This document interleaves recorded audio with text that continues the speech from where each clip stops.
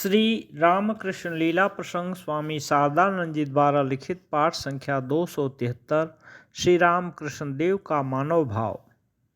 12 वर्ष तक प्रबल मानसिक आंधी चलती रही।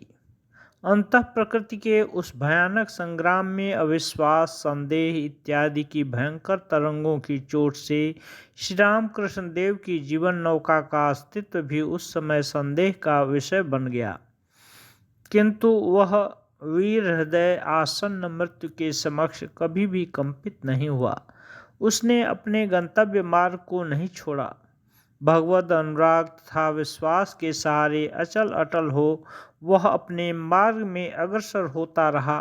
संसार का काम कांचनमय कोलाहल तथा लोग जिसे भला बुरा, धर्म अधर्म, पाप पुण्य कहा करते हैं, वे सब कुछ बहुत दूर पड़े रह गए।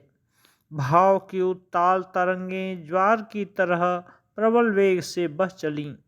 उस प्रबल तपस्या तथा अनंत भाव राशि के गंभीर उच्छ्वास में श्री राम कृष्ण देव की अत्यंत बलिष्ठ देह एवं मन चूर्ण चूर्ण हो गए तथा उन दोनों ने एक नवीन आकार तथा एक नवीन श्री धारण की। इस तरह महासत्य, महाभाव एवं महाशक्ति के धारण तथा संचार के योग्य एक पूर्णावयव यंत्र तैयार हो गया। उक्त सत्यान्वेषण का परिणाम, हे मानव, श्री राम कृष्ण देव की अद्भुत वीरता की कहानी को हृदयंगम करना तुम्हारे लिए संभव है। तुम्हारी स्थूल दृष्टि के अनुसार परिणाम और संख्या के न्यूनाधिक्य के द्वारा ही पदार्थ के गुरुत्व या लघुत्व का निर्णय होता रहता है, किंतु जो सूक्ष्म शक्ति स्वार्थ की गंध तक को दूर हटाकर अहंकार का समूल नाश कर देती है, जिसके प्रभाव से इच्छा करने पर भी शरीर मन के लिए किंचित मात्र भी स्वार्थमय प्रयत्न करना असंभव हो जाता है, उस शक्ति का परिचय तुम्हें कहाँ प्राप्त होगा। ज्ञात या अज्ञात रूप से धातु स्पर्श करते ही श्री राम कृष्ण देव के हाथ अकड़ जाते थे। उसे वे छू तक नहीं पाते थे। पत्र, पुष्प इत्यादि सामान्य वस्तु को भी ज्ञात या अज्ञात रूप से उसके मालिक की अनुमति के बिना ग्रहण करने पर नित्य के चले हुए मार्ग को भी वे भूल जाते और उल्टी राह चलकर भटकने लगते थे।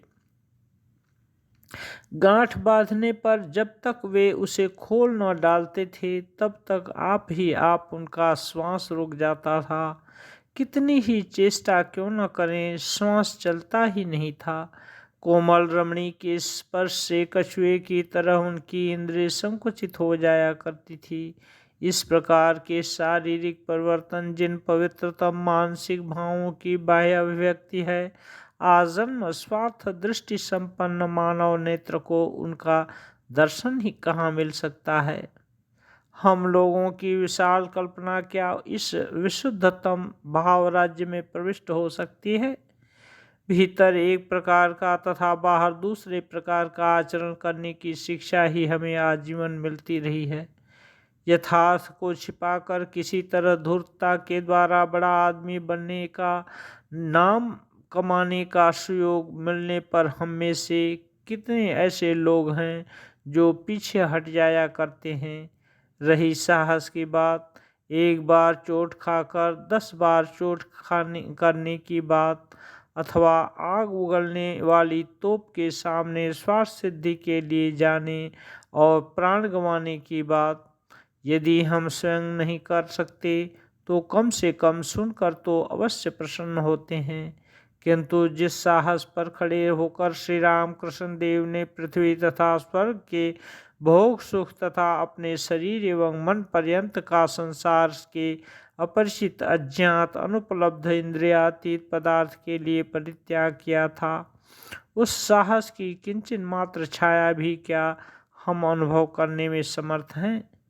हे वीर, यदि तुम्हारे लिए यह संभव हुआ हो तो तुम मेरे तथा सभी के पूज्य मृत्युंजयत्व को प्राप्त कर चुके हो।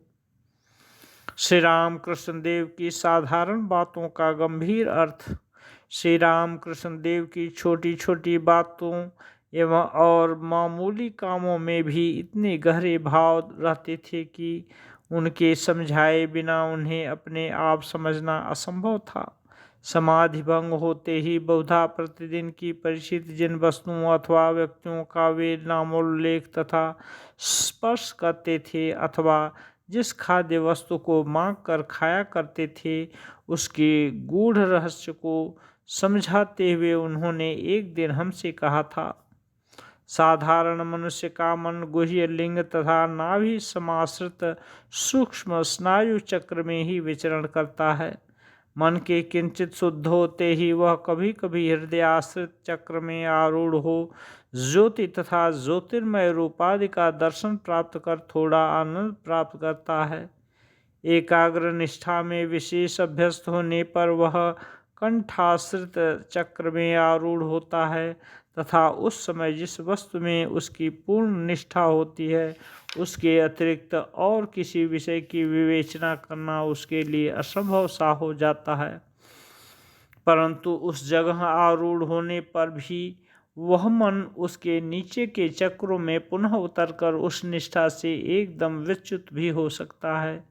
किंतु यदि कदाचित किसी तरह प्रबल एक निष्ठा की सहायता से कंठ के ऊर्ध्व देश में अवस्थित भ्रू मध्य स्थित चक्र में उसका गमन संभव हो, तो उस समय वह समाधिस्थ हो जाता है एवं उस स्थिति में उसे जो आनंदानुभव होता है, उसकी तुलना में निम्न स्थित चक्र आदि के विषयानंद का उपभोग उसके लिए तुच्छ प्रतीत होता है। उस स्थल से फिर उसके पतन की कोई आशंका नहीं रहती। वहीं से किंचन मात्र आवरण द्वारा आच्छादित परमात्मा की ज्योति प्रकट होने लगती है। परमात्मा से सामान्य मात्र भेद विद्यमान रहने पर भी वहाँ आरूढ़ होते ही अद्वैत ज्ञान का विशेष आभास प्राप्त होता है एवं उस चक्र का भेद करते ही भेदाभेद ज्ञान संपूर्ण रूप से नष्ट हो जाता है तथा पूर्ण अद्वैत ज्ञान में अवस्थिति होती है। तुम लोगों की शिक्षा के निमित्त मेरा मन कंठाश्रित चक्र तक ही उतरा करता है, किंतु वहाँ पर भी उसे बलपूर्वक किसी तरह रोकना पड़ता है। 6 महीनों तक लगातार पूर्ण अद्वैत ज्ञान में अवस्थित रहने के कारण इसकी गति स्वभावतः उसी ओर प्रवाहित है। अमुक काम करूँगा, अमुक वस्तु खाऊंगा, इसे देखूंगा, वहाँ जाऊंगा इत्यादि छोटी छोटी कामनाओं में उसको निबद्ध किए बिना उसे उतारना अत्यंत कठिन हो जाता है एवं उसके उतरे बिना लोगों से बातचीत करना, चलना फिरना, भोजन तथा शरीर की रक्षा आदि सब कुछ असंभव है। इसलिए समाधि में मग्न होते समय ही मैं अपने हृदय में कुछ खाने पीने या कहीं जाने इत्यादि किसी न किसी तुच्छ वासना को धारण किए रहता हूँ। फिर भी कभी कभी बारंबार उस वासना का उल्लेख करने पर तब कहीं मेरा मन वहाँ तक नीचे उतरता है। पंचदशीकार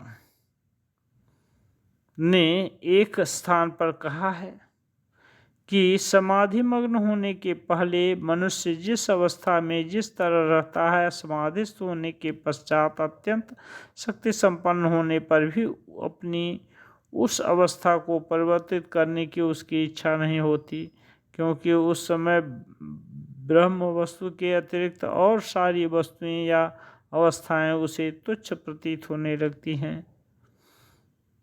उपरोक्त प्रबल धर्मानुराग के प्रवाहित होने से पूर्व श्री रामकृष्ण देव का जीवन जिस तरह परिचालित हुआ करता था, उसका कुछ कुछ आभास दक्षिणेश्वर में भी उनके दैनिक छोटे छोटे कार्यों को देखने से मिलता है। उनमें से 2-4 का यहाँ पर उल्लेख करना उचित होगा।